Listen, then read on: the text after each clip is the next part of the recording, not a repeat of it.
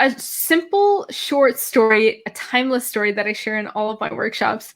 And this story is actually based off of a poem from a Persian poet whose name is Fararuddin Attar. And this poem's title is called The Conference of Birds. Many of you might have already heard of this before. And if you have, please do let me know in the comments below and like share any details that you know of this story so that so it can enrich it. But I just wanted to go over a very simple one, just a simple summary of it. And it's basically, it was written in 1777. Sorry, 1177 AD.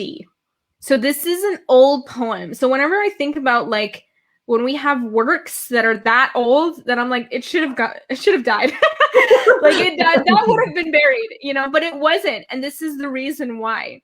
This is like really why it's like a timeless story.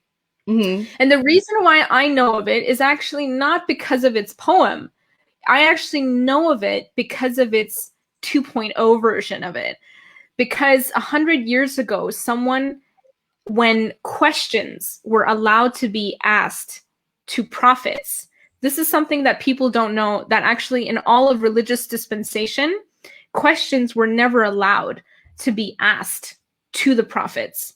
And this was really because, my understanding is that it's because the people of the time were not educated people, so that any questions that would be asked, it was really out of ignorance and not out of intelligence.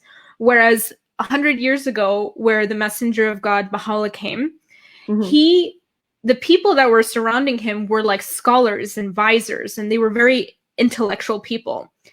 And for the first time ever, questions were allowed.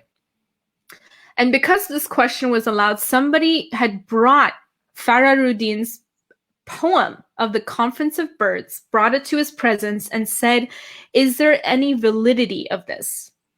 And then he wrote The Seven Valleys, which is my absolute favorite book. And I will make sure to leave you a quote. You can find it online for free. And I will make sure that in the links down below, that will be ready for you.